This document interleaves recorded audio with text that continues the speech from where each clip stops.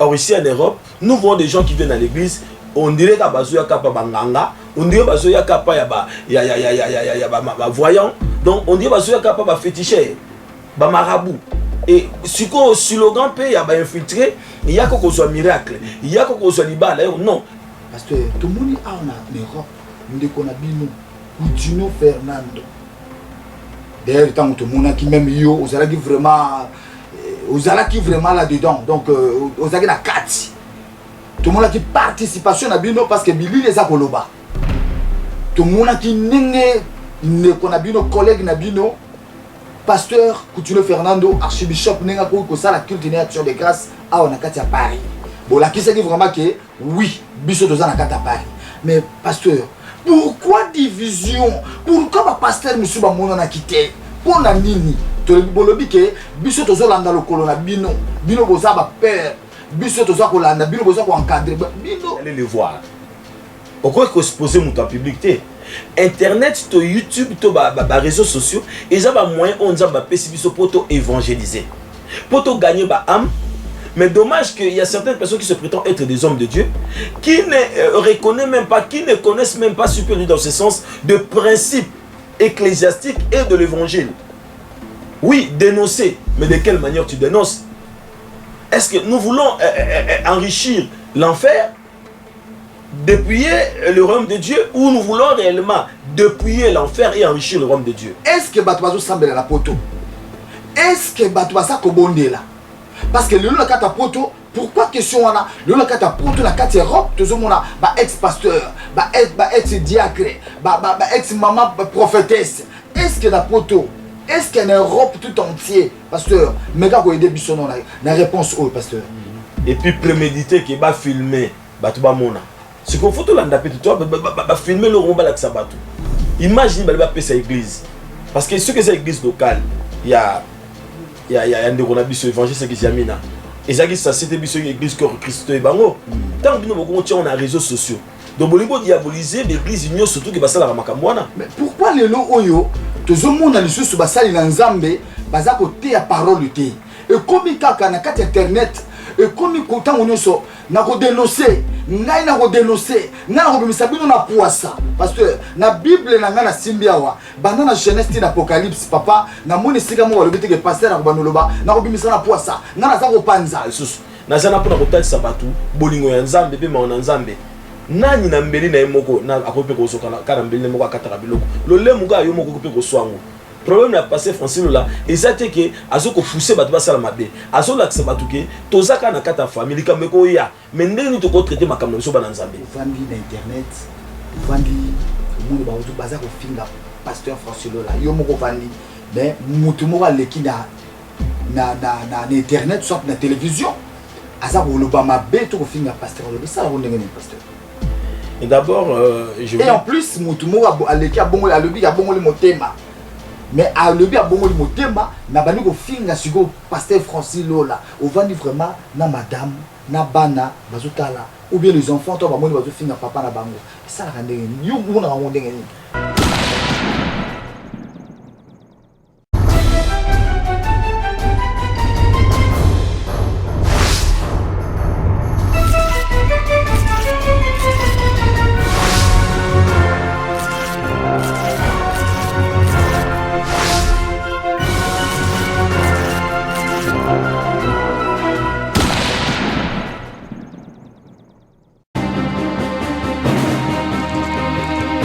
Bonjour les amis du Royaume Céleste, ici votre humble serviteur Jules Souboula pour vous présenter l'émission La Lumière de la Parole sur www.kleboa.com.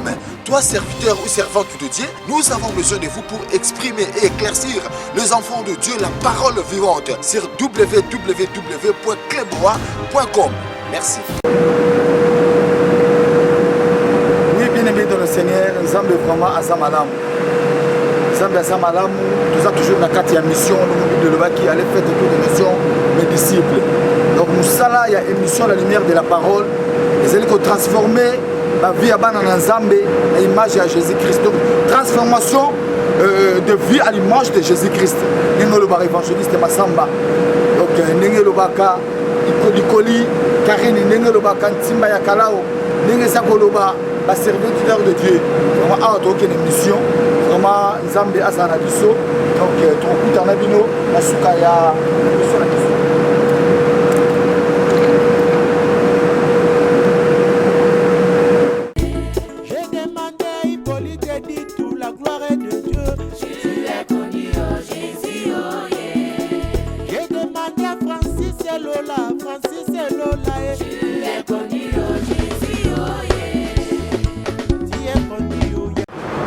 Alors, tout ça n'a pas de train, donc pasteur Francis Lola, leader, ambassadeur de la paix, toujours l'émission de la leader de la parole, Sanconville, le PC du chat. Donc, vraiment, en tout cas, toujours c'est ma caca pour soutenir au sein de l'ensemble. Aux émissions chrétiennes, donc le Kenda n'a pas de soutenir. Donc, awa de la caca. Tout ça qu'on a la grandeur ensemble. Vraiment, tout cas, pour soutenir le mission à la Bonne, pour soutenir le mission à la moyenne, vraiment, Mado et Son, vraiment, famille Loani, famille Moula Mobimba, pour soutenir le mission. Et madame, merci.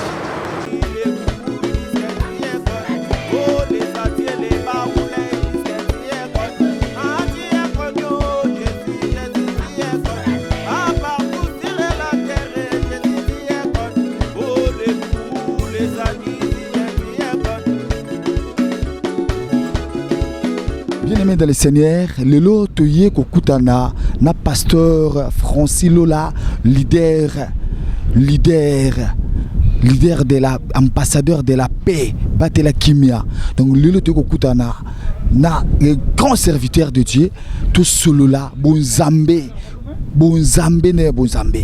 Merci bien, siko toye kokutana na pasteur Francis Lola.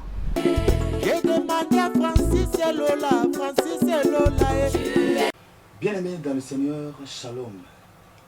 Tous allez na plaisir, na grâce au Nzambe à saluer monsieur du Soussou. Yagwa kokutana na un grand homme de Dieu, pasteur Francis Lola, leader. Donc tant que toujours le leader, toujours mona pekatina bisoba na Nzambe à travers l'homme de Dieu au toujours ambalelo. Nous avons présenté Bino, pasteur Francis Lola. Je pense que nous avons représenté Mouké, mais il y a mieux placé. Il y a qu'on s'est présenté encore. Bonjour, pasteur. Bonjour, shalom. Nous avons s'est présenté encore. Dans mon zine le sous. Bon, pour des personnes qui me connaissent ou qui ne me connaissent pas, je voulais dire simplement que pasteur Francis Lola, serviteur Nabino, Boyebi, Toza Bato, tu fais un titre humanité. Nous avons présenté Yesu, nous avons basali.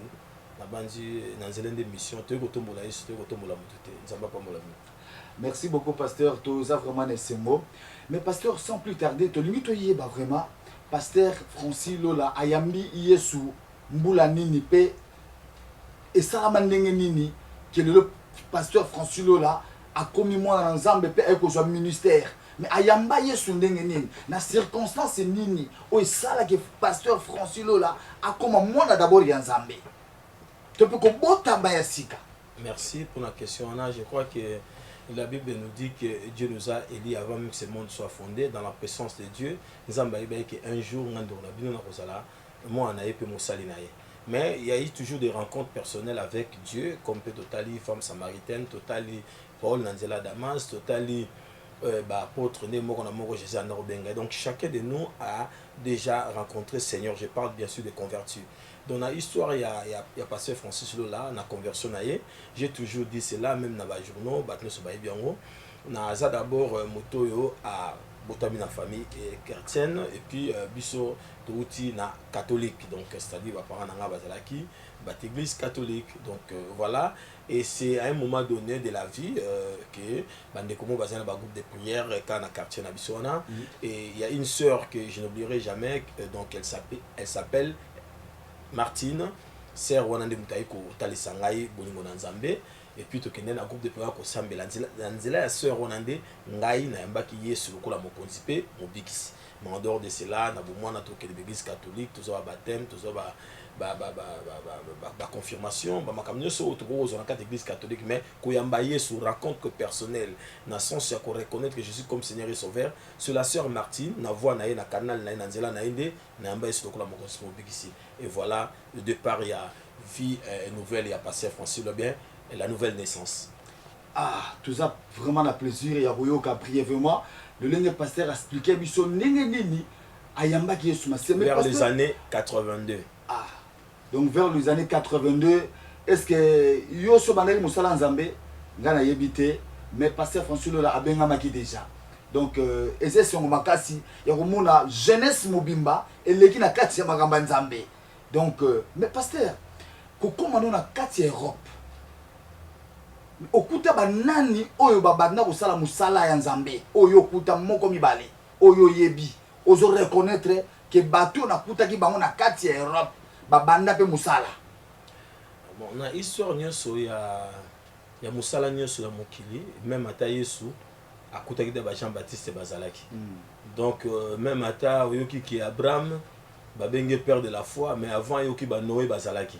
Mais Abraham aza père de la foi. Ba Noé bazalaki, ba Moïse bazala avant Abraham. Non, je sais pas si je me trompe pas. Non, pas Moïse, mais bah, Noé bazalaki avant Abraham, aux autres on prend Batu bazaki, il bosse Abraham pe bazalaki. Parce que toi dans le livre à Genèse, donc comme on a toujours dit que la mémoire c'est une faculté toujours oubliée et qu'on bosse en likamo. Donc même kutu Abraham akutaka ba Enoch akutaki ba et nani ba Noé bato ba vivaki avant et bazalaki. Malgré Abengamaki père de la foi.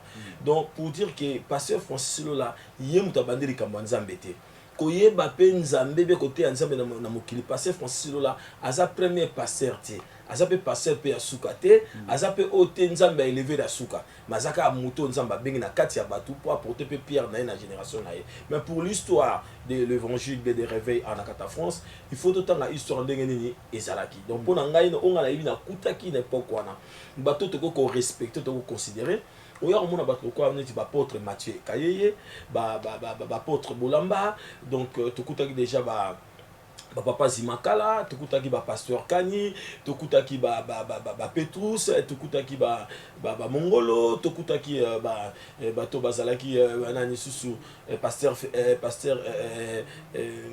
Zimakala Félix, tukutaki bato bazalaki belé archange barman bantième sous bazalaki da musala nzambe awa en dehors de l'église traditionnelle pour bato sous ya voyager na époque wana bazalaka pe ko samba na l'église na mona bandaku mais to parler histoire les rayé il y a bato babina ba salle ba samba na porte de la chapelle sans oublier aussi Roger Kabea au basambelaki na ba groupe de prière na bango bazalaki ba Roger Kabea bazalaki ba Coutinho bazalaki ba l'apôtre Flori Pangui, donc Batona Bazaki déjà dans un groupe de prière dans Baso Sambela. Donc Octobre pour changer l'histoire, l'histoire déjà Bato Bazalaki pi Bato Musu Bayamba et Subanda qui ça va ça continuité. Il y a moi groupuscule dans Baso Sambela comme biso que tu as magné ce peu ça la mais pesa l'église ba image au batbani ko sambela sans oublier ton boss na pété bato tang ba combo et puis na Raja Pazalaki même Raja ko sambela même na l'église ya Haïfa. Donc pour te dire que histoire on a bien wana mais bato soupe na kuta ke bazaki ba ine na biso parce que histoire nanga pasteur Francis eza lié na pasteur Kani na pasteur Sami ozomona ba pasteur bazalaki awa et puis ça peut lié sous na apôtre bon que son nom repose après apôtre Hippolyte du tout na apôtre Willy Mwanda. Donc batouana bana kata histoire nanga na évangile c'est Claude Zongo sans oublier aussi toujours autant à Batou, ba frère Dodo, ba frère Abou, Bateau Bazagi Pembe na Makambwana, et puis sans oublier celui qui ne vit pas en France, l'apôtre Martin Dongala, qui a porté sa pierre na kata rêvé en France. Oui, pasteur, vraiment, tu sais pas le mingi à quoi, peut s'habiller sur vraiment réponse wana et pesi, c'est pas ici Willy Pensier, mais yeba qui le nom nazo yamba pasteur Francis Lola. Mais pasteur, question na biso, tu peux question d'internaute ba beningai. Na kat na site na biso cleboa.com balobi l'homme de Dieu le Lozako Yamba un grand serviteur de Dieu. Mais question balobi na tuna na nous pasteur Francis Lola, est-ce que bato bazo sambela na poto, est-ce que bato basa kobondela parce que le Lola kata poto pourquoi question wana le Lola kata poto na kati Europe tout mona ba ex pasteur ba ex diacre ba ex maman prophétesse, est-ce que na poto est-ce qu'en Europe tout entier, pasteur, méga ko aider bisono na réponse au pasteur. Merci. Nabato bazo landa biso na bi que ça la passe comment on a que bâtiment bazaki ba modèle parce que on ne voit plus Jésus. La Bible déclare donc l'apôtre Paul dira donc soyez mes imitateurs parce que moi je suis imitateur de Christ. Donc de personnes qui sont censées être des modèles, des personnes qui sont censées être de chemin pour les autres. Batango le abandonner ba foi ndenge toloba à l'occurrence ba diacre ba pasteur ba ex ma pasteur. Donc de toute façon la bonne zambe ba ndeko azon na biso ex existera. Donc ou bien on est ou bien on ne l'est pas. Donc c'est ma c'est un Nzambe koufarati. Oui, outil dans Nzambe et rozon dans Nzambe. Mais dommage qu'il n'a pas si n'a pas problème dans la situation mususu. Batusu ba ko kwea. Mais Bible dit que non, télé monsieur ko peut continuer chemin parce que moi dans Nzambe ko kwesama. Mais afin dans kati ya mabete. Donc ce que muta kwesama to abeti libaku alinga ki angote. Mais tozo mona bato ndenge na papa. Lelo prière na biso église. Ils appellent volonté en Zambie. Bible dit qu'il y a la volonté parfaite et la volonté permissive. Mais la volonté parfaite de Dieu, c'est quoi? Dieu veut que tous nous soyons sauvés, que nous parvenions à la connaissance de la vérité. Mais, Batouana, toujours comme Mituna, est-ce que Bazalaki y a biso ou bien Bazalaki y a biso? Israël a bimé en Égypte. Osomona, a même pas Baramasi. Abin Égypte, donc na ba data na ba Corée. Donc on mabele fungoma ke melaki bango. Souci en Zambie ezali bato so babiki sama. Mais bato mususu ba se ba côté le roi ba infiltré. Nga na biki likama Nzambe, mutako tika ko sambela te pona songolo mutu, songolo pakala pour rencontre personnelle na Nzambe, ezali quoi semence moko incorruptible. Mutu mo ko longola ote. Ezali ni mabe, ni malamu, l'apôtre Paul a dit ni la maladie, ni la souffrance, ni le bonheur. Donc aucune chose peut me séparer de l'amour du Seigneur. Donc, en tout cas, pasteur, tu as posé la question à Yohana, la réponse est au Pessibiso. Mais question au biso lelo parce que tu as posé à découvrir, tu as posé à yokape à yeba. Mais tout le monde a lelo, na katia ba mangomba, na katia Europe. Question de tout na pona nini, ba fermissement, ezali le suscité. Pona nini lelo ba enseignement, ezali le suscité. Yaka ozwa, yaka orobika. Yaka kosala boy pourquoi ba fermissement ezali souté ba enseignement ezali souté ba quatre lois spirituelles ndenge to yebaka na 4 ton bino bobani makama Nzambe na 82 mais pour na nini lelo ba biloko na souté pasteur sunga biso papa. Merci. D'abord tous en la recommandation ezali donc absolu ou ezali modèle moko évangile éthique les biso na nzela Jésus-Christ qui est le message que nous prêchons. La Bible dit allez, c'est une recommandation, faites de toutes les nations mes disciples. Or, qui est un disciple? C'est celui qui est assis donc, aux enseignements de son maître ou bien du maître. Donc, d'abord un disciple, comment devenir un disciple? Tu dois être enseigné. Et pour être enseigné, tu dois être disponible et disposé. J'insiste, disponible et disposé. Or, ici en Europe, nous voyons des gens qui viennent à l'église, on dirait qu'à Bazouya Kapa Banganga, on dirait Bazouya Kapa ya voyant, donc on dirait Bazouya Kapa ba fétiché, ba marabout. Et si le slogan peut y avoir infiltré, il y a quelque chose de miracle, il y a quelque chose de libéral. Non, de toute façon, la première des choses, le premier miracle, c'est la conversion. Quand quelqu'un reçoit Jésus comme Seigneur et Sauveur. Et c'est après, vous allez prendre la personne, vous devez l'affermir. Donc, affermissement, ton enseignement, ton cours à disciple, et ça, le soutien marque de la disponibilité, voire même il y a des chrétiens en Europe. Mais tout ce que pasteur, mais ceux qui vont quand le clic sur la semaine, il y a des gens qui sont des chômeurs qui préfèrent rester à la maison. Il y a des gens qui sont des chômeurs qui préfèrent rester maintenant sur la technologie nouvelle, afin d'utiliser Internet, la Facebook. Or, la Bible dit mon peuple périt ou bien est détruit parce qu'il manque quoi? La connaissance. C'est ça. Des pasteurs sont disponibles, mais à l'église, il y a moins de personnes. Il y a pas pasteur à temps plein. Mais temps plein, il faut passer Moussala.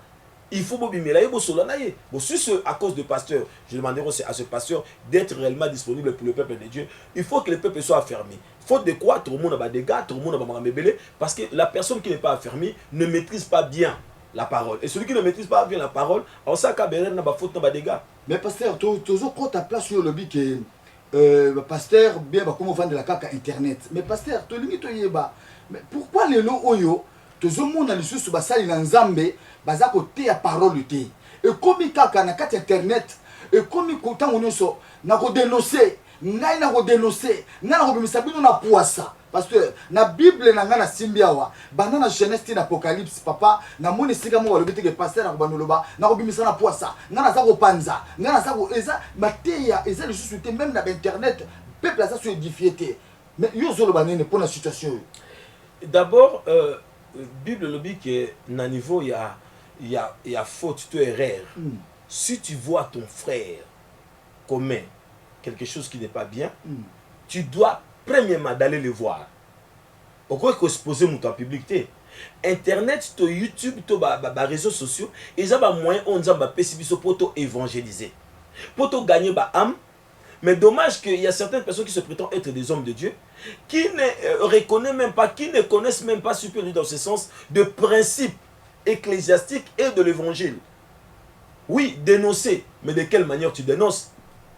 Est-ce que nous voulons enrichir l'enfer, dépouiller le royaume de Dieu, ou nous voulons réellement dépouiller l'enfer et enrichir le royaume de Dieu? C'est-à-dire, comme on n'est pas contre le mission, non. Non. Mais la bonne nouvelle que Jésus portait, la Bible dit, quand Jean a envoyé des gens, Jean a tenu Batouba comme on a Yesu, il y a bâti Yesu à Bossani. Quelqu'un a Yesu à Nemoutou, il y a bâti un Seigneur. Beaucoup de tout ne sont y Nemoutou fallait aya. Yesu a Pesaki, réponse moko, codifié dans Jean. Abi, allez dire, beaucoup de koyebisa Jean, que les aveugles voient, le paralytique marche, et la bonne nouvelle est annoncée.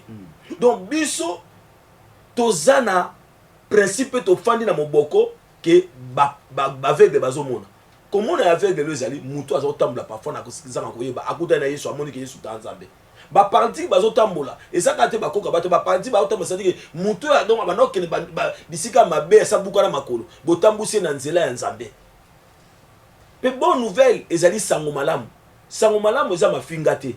Sango malamu yaka pona kopanza batute. Sango malamu eza kimia. Ya moni ange nyoso la azobimela serviteur to servant de Dieu na kata Bible, abike kimia na kolo ezala kata na yo. Ya biso zo bato batela kimia. Ça sera mal fait. Mon frère, ma soeur, soza na kata makamwana poisa dénoncement tobo yango te. Mais de quelle manière tu dénonces? Poisango ezanine. Bible le dit, même si ton frère abandonne la foi, tu es appelé de prier pour lui. Même si tu ne connais pas Nzambe, atiki ko sambela. Yo mo na Nzambe oza sanso bon de la ponaye. Donc Nzamba pambola. Bien-aimé dans le Seigneur, nangai na bino toza kolanda. Le lengeni ni pasteur Azali ko panza maloba ya Nzambe pombate epesa biso liso makasi. Ndeko na ngai musali na Nzambe. Yo ozolanda biso toujours na kati ya mission la lumière de la parole. Évangéliste Masamba, Ntimba ya Kalao, le loto kutanina mombo na Nzambe. Papa, question na biso ezali ete ya koluka koyeba. Pasteur Francis Lola a répondre biso na la question oyo. Pasteur, tout le monde a en Europe, ndeko na bino, Coutinho Fernando. D'ailleurs, tant que tout le monde qui même yo, ozalaki vraiment là-dedans. Donc, ozalaki na kati. Tout le monde qui participation à bino parce que Billy les a koloba. Tout le monde qui ne connaît bino collègue na bino pasteur Coutinho Fernando archibishop nenga ko ça la culte d'action de grâce à on a kati à Paris. Bon là qui c'est vraiment que oui, biso toza na kati à Paris. Mais pasteur, pourquoi division? Pourquoi ba pasteur monsieur ba mona na quitté? Pour na nini? To le bolobi ke biso tozo landa lo kolona bino. Bino boza ba père. Biso toza kolanda bino boza ko encadrer bino kati na bino Nzambe ka moko. Mais pourquoi séparation? Pourquoi division na kati na bino biso ba mona nité? Pourquoi bilo ka ndengona papa mais ko bisa biso le bela biso le ka ba pasteur ba lo bana poisa yo pe le bela biso ka yango vérité parce que boy maintenant le vérité na ba poisa pour poisa la ngaju zo le ba poisa mso zo la mabe. Bon donc pour dire que il n'a évité ba pasteur soit qui disponible était hein parce que na ça censé à emploi du temps ba pasteur nous soutien. Mais toutefois je crois que appel est là qui lancé na ba église nyo surtout donc na ba congolais nyo surtout. Parce que je crois que Jésus a en orté, et ça qui n'a foule et bien disciple.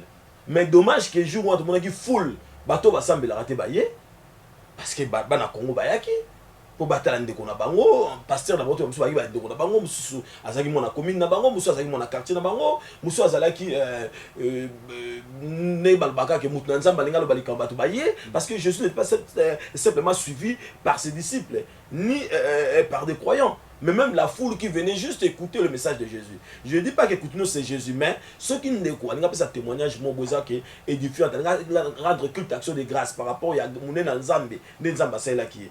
Dommage qu'il y avait moins de serviteurs et moins des enfants de Dieu. Mais ce n'est pas à moi de me placer dans la position, il y a que ma disponibilité et le pourquoi on va quitter. Mais là, on a lancé un appel qui est Malasima, sur le Nzambe Zali, toujours c'est un Nzambe Bayaka vraiment. Parce que ce qui est parce que c'est l'unité qui fait la force. C'est dans l'unité que le monde saura réellement nous sommes les enfants de Dieu. Parce que bilo nous sommes Kabola biso en dehors de la divergence là, et ça m'a muté parce que ils ont soumaté. Et on a le bika na bandeko o ba yakité ba kina ba comme ça la gloire à Dieu mais o ba yakité pour na likamusongolo et ça m'a mingi parce que to keneka boité pour ndengolo bien modèle de totika héritage n'est pas bateau besoin d'absona sima nzamba pambola. Pasteur to komiko chité na kati émission na biso mais pasteur question mo ezali toza ko tuna yo est-ce que le pasteur Francis Lola so ko vandi na internet vandi monde ba ozu baza ko finga pasteur Francis Lola yo moko vandi mais mutu moko aleki na internet soit na télévision aza ko loba mabe to ko finga pasteur Lola ça on ndenge ni pasteur. Et d'abord, et en plus, Moutoumou aleki abongo alobi abongo le motema. Mais alobi abongo le motema, na bani ko finga siko pasteur Francis Lola. Au vandi vraiment na madame, na bana, bazotala ou bien les enfants to ba moni bazo finga papa na bango. Ça la rende yo mona rende ngeni. J'ai été préparé par rapport à ça. Je voulais dire un adage français qui dit l'homme de valeur ou bien l'homme qui est élevé a été toujours le sujet des critiques. Tu vois, donc Mouto a tombé ou Nzamba élevé, il a toujours sujet à critique par Batmoussous. Donc pour Nanga, ils ont confirmé que Nzamba est le Nzambé. Mais ma prière est que Nzamba pardonne Bango parce que David Aloba qui est Mouto Wazo Finga David non Nzamba nous permet de finga et son Nzamba permet de faire le maramio c'est ça la mara. Donc Nzamba nous permet de bateau na ba finga na bango pour qui dira qu'une chose arrive ça qui est sur son terre. Mais Nga vraiment Nzamba déjà vacciné. Donc muto aso finga nga na lingi na zo psebo na lingi bango trop parce que nga na zala nga insulté na zala nga nzambete nga na osala ka moi par na nga na porter pierre na nga un jour peut passer Francis azana internet akufa na okeni o moto ko fingi no mutu mo pamba ponga zo te na nga sango malamu. Donc na saka ndeko na yo soza congolais na lingi yo na likam na ote et puis ceux qui zaki yo mutu pona basala nzambe rolongola nga bien so yaki yo mutu pesa ba ko bana nzambe rolongola mais ngai na yamba yesu pe bona bikisama okoko ya nga na bikisama te pona na sala pe ma BPT na zo yiba pete na ote ya sango malamu mais parfois tête na ko se pelisa ote na zo comprendre mais nga na lingi yo nzamba pambola. Merci pasteur Francis Lola. Mais pasteur ezali kambo moko oyo wana etungisi on est autour d'un point de vue d'ailleurs parce que etungisi bana ya nzambe nyonso lelo to moni na kati ya Belgique église ya collègue na yo évangéliste Kizemi na Kibila serviteur de Dieu mais to moni église ba pandi mais babeli kama mulangi papa tu habites ceux qui sont sacerdoce tu habites ceux qui sont nini papa mais quand vous savez le kama mulangi wana ezandengeni. Bon, je crois que Bisson Stolandeka quand on a réseaux sociaux un dingue pour la denga ben landaki na justice par la présomption d'innocence. OK, mutuna ne ceux qui au monde les camions souté confirmant côté parce que là les réseaux sociaux blom soit balancé et cause AP vrai cause AP faux. Pour ngai pour me cause là. Voir même cause la peu vrai ou faux mais manière quand il y a traiter problème à Bonzambe. Ndenge zaki traiter. Et puis préméditer qui va filmer batu ba mona ce qu'on faut tout landa petit toi ba filmer le romba la sabatu imagine ba pesa église parce que ce que c'est église locale il y a ndeko na biso évangile qui jamina ezaki ça c'était biso église que Christ et bango tant bino boko tia on a réseaux sociaux donc bolingo diaboliser l'église union surtout que basala makambo wana.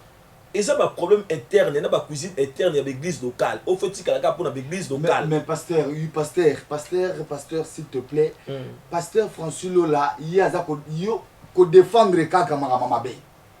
Non, on a évité ce défendre, mais on a pourquoi on a une question à pasteur? D'accord. Tout le monde a qui problème, il y a Mathieu Samuel, qui appartient à Congo. Mais pasteur, dans les réseaux sociaux, tout le monde est comment on défend qui Mathieu Samuel. Tout le monde a pu bander qu'on a vu sur Awa. Même il va se retrouver à la Bolumbu à travers les réseaux sociaux. Mais pasteur Francis, aujourd'hui défendre Bango. Mais quand vous expliquez Bissot, tout comprendre, ça nini. Ndeko moni ndi balobaka que pasteur Francis Lola zo défendre Bango. Nga za d'abord ambassadeur de la paix. Yango to le barabat la kimia. Nzambe alobi na Pierre, parce que Pierre est colérique, hein. Alors tout Jésus, combien de fois dois-je pardonner à mon frère? Rebi que les cambois pardon, ils n'auront pas si, hein. Donc évangile, il y a Jésus, oh Melabiso, Jésus-Christ est venu réconcilier, hein, donc Dieu avec les hommes. Donc ceux qui n'ont pas bolingoté, ceux qui n'ont pas bolimbicité, mais bisous benga basal to bananzambete. Donc pardon est capital dans quatre évangiles to prêcher. Pour nangai, nazana te pona cheka huile na kati ya moto et puis la kalsus. Nazana pona kotal sabatu, bolingo ya nzambe pe ma nzambe. Nani na mbeli na emoko na akope ko soka kana mbeli na moko akataka biloko. Lo lemuga yo moko ko pe ko swango.